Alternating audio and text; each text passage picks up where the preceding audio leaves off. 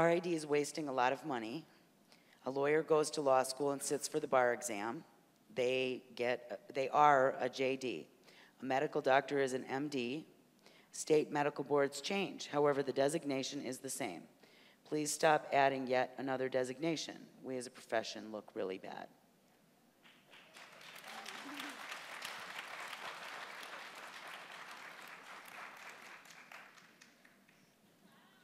Thoughts? I agree. I think that RID has historically put the cart before the horse. And I think with bringing in the skilled experts that we are currently working with, not only on our national office staff, but also the consultants that we're bringing in, is guiding us in a better direction rather than the work that we've done ourselves internally, trying to develop things on the fly. And really, as a member-driven organization, we are reacting to what members want. So members say we should have a test to certify deaf interpreters. And so we have the cart, we have the horse, right? Which one is it first? So we're supposed to have a certification for deaf interpreters, but we don't have a process to get there. And then we're working towards a process, and we have historically worked with volunteers. And like I said, as we have grown as a profession, we have been able to bring in more funding through membership fees and testing fees so that we can bring in expert national office staff who really have a great background. Farah Rodrigue has years of experience in the certification field before she came to RID. And just as some of our other directors have years of experience in the fields that they currently work in for RID, where before we were hiring from our membership and we were working with volunteers, and we're moving towards a more established profession. And if you think about the professions of lawyers and MDs, they started in that way also. They stumbled. They worked towards stronger, more dependable, reliable, credible credentials as well. Our field is 50 years old, not 150 years old.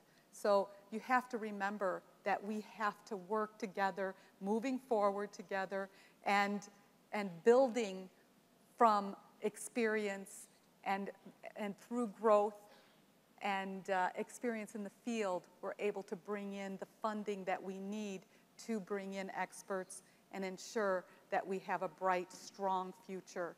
And like I said, it takes time for a profession to establish itself. And yes, we've had growing pains, and we're moving forward in a very bright, strong way.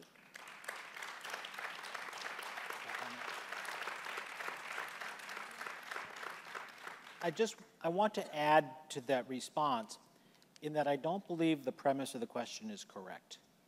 We just did a study for a group that was looking at advanced specialty certification. And they asked us to look at what are the trends in the certification industry in terms of advanced specialties. And the trend is clearly towards increased specialization, simply because the marketplace seems to be demanding more and more specialization in everything. In medicine, there are 20-some specialty boards. In law, there are 16 specialty areas of practice.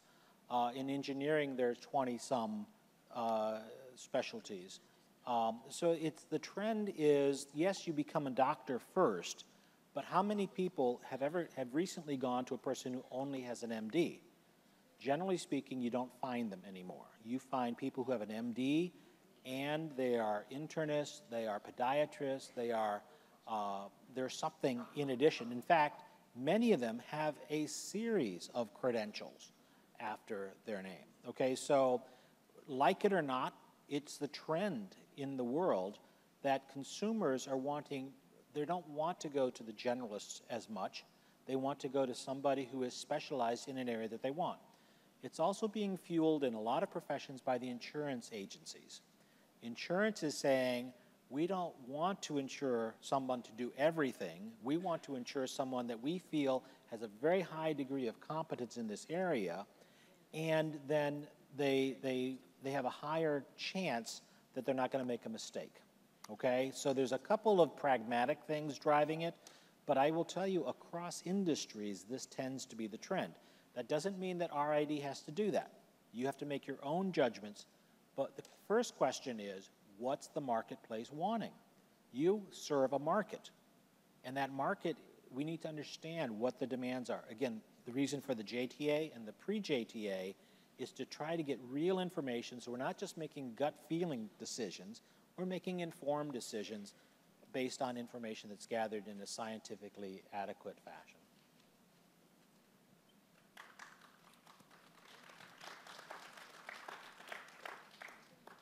Thank you, and I think this next question is also for you. Can we resolve the alphabet soup issue by rolling all old generalist certificates into one name, and in parentheses, CSC, CICT, et cetera, just change the name to NIC? Maybe. I don't know. I mean, again, it becomes a matter of truth in advertising. You don't want to solve this problem simply by having a decree that from this day forward this will be the case, because if you do that and you don't have real evidence behind it, you're going to now say all these people can do this when maybe they can't, okay? Now you're back in the problem you had before, credibility. Okay, so yes, you need to solve the alphabet soup problem, but you need to do it in a credible fashion, and I don't think a generalist decree is the right way to go.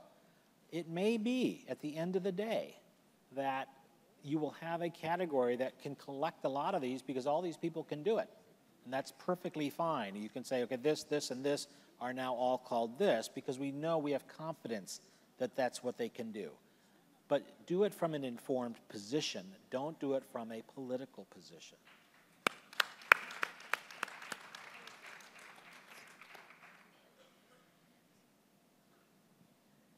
Thank you.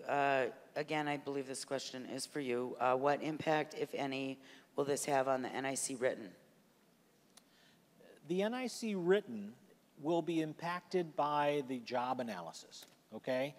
It's based on the last study, which was over 10 years ago, and it asked the question then, what is required to practice the profession? What knowledge do you have to have 10 years ago?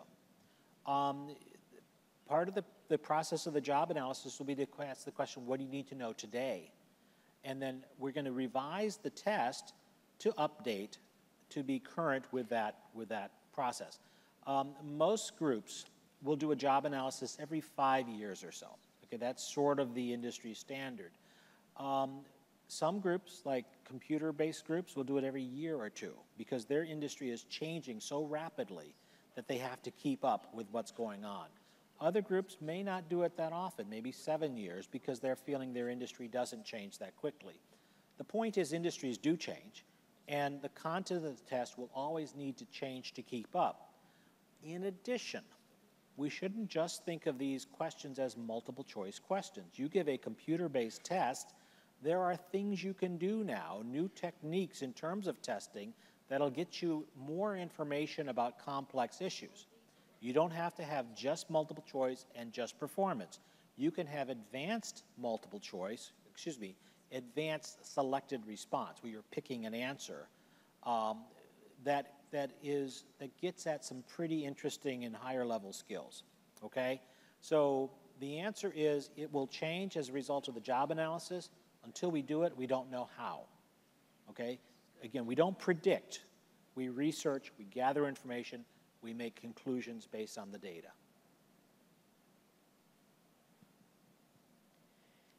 Okay, the next question is, by revamping the NIC, in parentheses, thanks by the way, RID is admitting that the previous test was less than valid. Why then are we not retroactively applying this?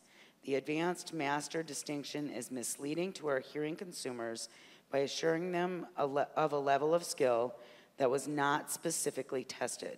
Removing the advanced master distinction is paramount.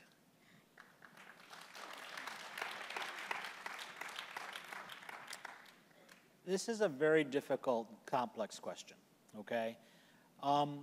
Just because you now know that there are better ways to do things doesn't mean that what you did before is not valid. It was valid at the time, okay? The profession has changed, things have changed. You don't retroactively go back and get rid of what you've done before.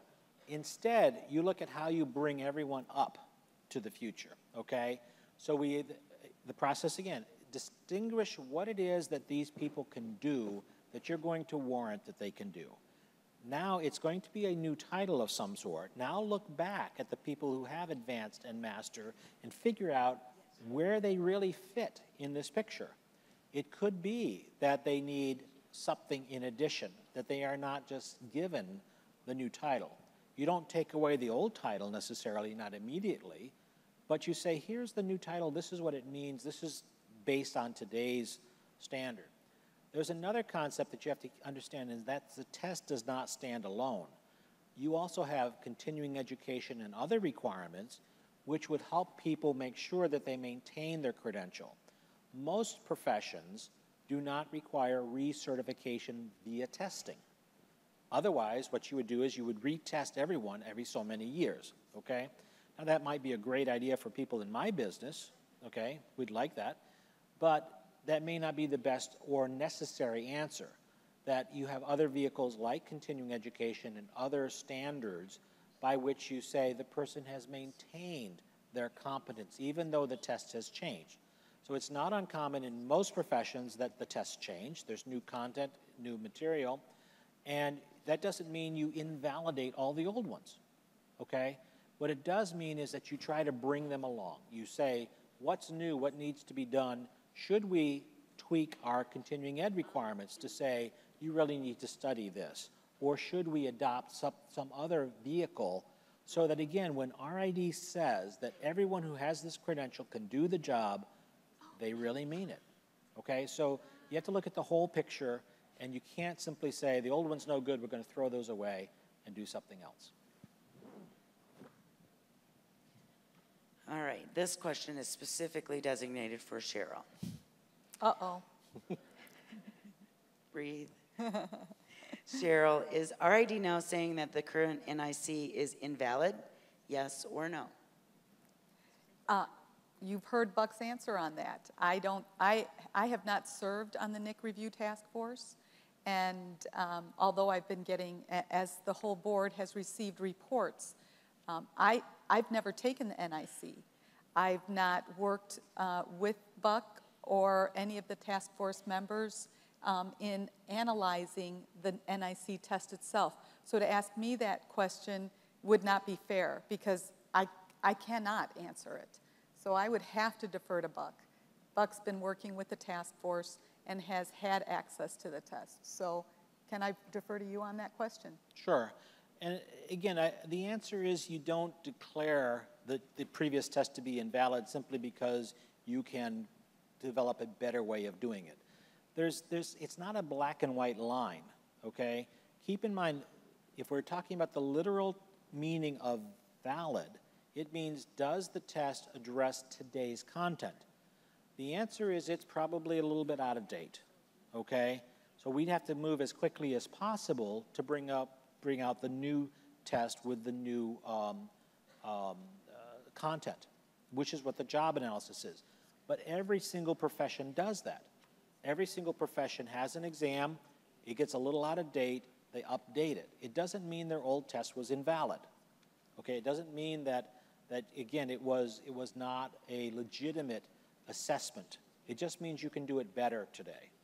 So we haven't actually tried to address the question of whether the old test is valid or invalid or any of that sort of thing. It's almost a moot point. The question is, can we make it better? And the answer is yes, we can make it better.